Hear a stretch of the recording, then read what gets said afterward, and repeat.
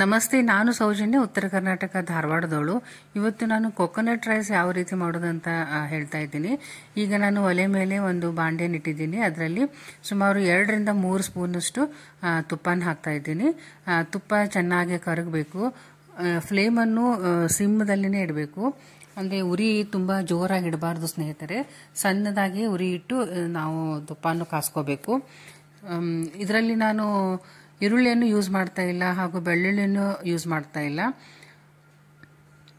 ಕೆಲವೊಬ್ಬರು ಈರುಳ್ಳಿ ಹಾಗೂ ಬೆಳ್ಳುಳ್ಳಿಯನ್ನು ಇಷ್ಟಪಡೋದಿಲ್ಲ. ಅವರಿಗಂತೂ ಇದು ಹೇಳಿ ಮಾಡಿಸಿದಂಥ ಒಂದು ರೈಸ್ ಅಂತ ಹೇಳ್ಬೋದು. ಇದರಲ್ಲಿ ನಾನು ಸ್ವಲ್ಪ ಸಾಸಿವೆ, ಜೀರಿಗೆ, ಉದ್ದಿನಬೇಳೆ, ಕಡಲೆಬೇಳೆ ಹಾಗೂ ಶೇಂಗಾ ಮತ್ತು ಒಂದು 4 ರಿಂದ 5 ಆಲ್ಮಂಡನ್ನು ಯೂಸ್ ಮಾಡ್ತಾ ಇದ್ದೀನಿ. ನಾನು ಮೊದಲಿಗೆ ಶೇಂಗಾನ ಹಾಕಿ ಚೆನ್ನಾಗಿ ಹುರ್ಕೋತೀನಿ. ಯಾಕಂದರೆ ಶೇಂಗಾ ಸ್ವಲ್ಪ ಹಸಿ ಇದೆ. ಸೊ ಇದು ಚೆನ್ನಾಗಿ ಫ್ರೈ ಆಗಬೇಕಂತ ನಾನು ಮೊದಲಿಗೆ ಶೇಂಗಾನ ಹಾಕಿ ಸಣ್ಣ ಉರಿಯಲ್ಲಿನೇ ಚೆನ್ನಾಗಿ ಬೇಯಿಸ್ಕೊಳ್ತಾ ಇದ್ದೀನಿ. ನಾವು ಇದಕ್ಕೆ ಕೊಕೊನಟ್ ಯೂಸ್ ಮಾಡ್ತೀವಲ್ಲ, ಅದು ಯಾವಾಗಲೂ ಫ್ರೆಶ್ ಆಗಿರಬೇಕು. ಈಗ ನಾನು ಸಾಸಿವೆಯನ್ನು ಹಾಕಿದ್ದೀನಿ. ಸಾಸಿವೆ ಚೆನ್ನಾಗಿ ಚಟಪಟ ಅಂತ ಸಿಡಿಬೇಕು. ಆಮೇಲೆ ನಾವು ನೆಕ್ಸ್ಟ್ ಉದ್ದಿನಬೇಳೆ, ಕಡಲೆಬೇಳೆ ಎಲ್ಲ ಮಿಕ್ಕಿದ್ದೆಲ್ಲ ಹಾಕೋಬಹುದು. ಈಗ ನಾನು ಆಲ್ಮಂಡನ್ನು ಹಾಕ್ತಾ ಇದ್ದೀನಿ ಹಾಗೂ ಉದ್ದಿನಬೇಳೆ ಮತ್ತು ಕಡಲೆಬೇಳೆನ ಹಾಕಿ ಮತ್ತೆ ಚೆನ್ನಾಗಿ ಫ್ರೈ ಮಾಡ್ಕೋಬೇಕು. ಆ ಉದ್ದಿನಬೇಳೆ ಹಾಗೂ ಕಡಲೆಬೇಳೆ ಘಮ ಬರಬೇಕು ನೋಡಿ ಸ್ನೇಹಿತರೆ, ಅಲ್ಲಿವರೆಗೂ ಅದನ್ನು ಸಿಮ್ಮದಲ್ಲಿನೇ ಚೆನ್ನಾಗಿ ಫ್ರೈ ಮಾಡ್ಕೋಬೇಕು. ನಾವು ಜೋರಾಗಿಟ್ಟರೆ ಎಲ್ಲ ಕಂಪ್ಲೀಟಾಗಿ ಹೊತ್ತು ಹೋಗ್ಬಿಡ್ತದೆ. ಸೊ ಇದರಲ್ಲಿ ಈರುಳ್ಳಿ ಇಲ್ಲಲ್ಲ, ಸೊ ಅದಕ್ಕೆ ನಾವು ಸಿಮ್ಮದಲ್ಲಿನೇ ಇಟ್ಟು ಬೇಯಿಸ್ಕೋಬೇಕು. ಈಗ ನಾನು ಜೀರಿಗೆಯನ್ನು ಹಾಕ್ತಾ ಇದ್ದೀನಿ. ಲಾಸ್ಟ್ಲಿ ಜೀರಿಗೆಯನ್ನು ಹಾಕಿದಾಗ ಅದರ ಘಮ ಅಂತೂ ತುಂಬ ಸೂಪರ್ ಆಗಿರ್ತದೆ.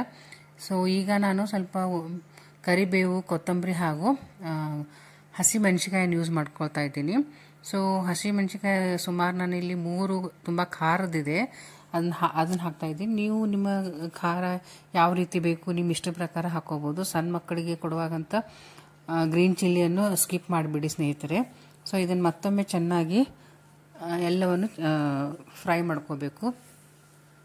ಇದು ತುಂಬ ಕ್ವಿಕ್ ಆಗಿ ಹಾಗೂ ಈಸಿಯಾಗಿ ಮಾಡುವಂಥ ಒಂದು ರೆಸಿಪಿ ಆಗಿದೆ. ಈಗ ನಾನು 1 ಬಟ್ಲಷ್ಟು ಫ್ರೆಶ್ ಆಗಿರುವ ಕೊಕೊನಟ್ಟನ್ನು ಆ್ಯಡ್ ಮಾಡ್ತಾ ಇದ್ದೀನಿ.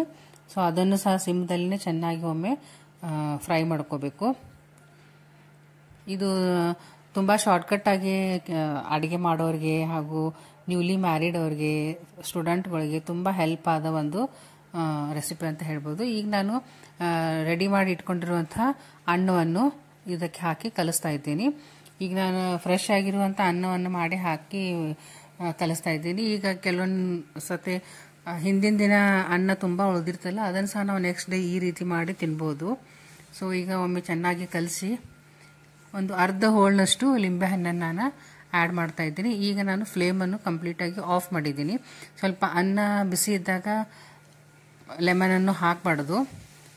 ಈಗ ನಾನು ಸ್ವಲ್ಪ ಉಗುರು ಬೆಚ್ಚಗಿರುವಾಗ ಲೆಮನನ್ನು ಹಾಕಿ ಮತ್ತೆ ಚೆನ್ನಾಗಿ ಕಲಿಸ್ತಾ ಇದ್ದೀನಿ.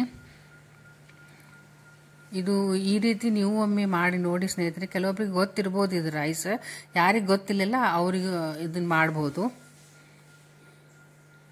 ಈಗ ನಾನು ಸ್ವಲ್ಪ ಪೊಮೊಗ್ರೇಟ್ ಸೀಡ್ಸ್ ಇದೆ, ಅದನ್ನು ಸಹ ಹಾಕ್ತಾ ಇದ್ದೀನಿ.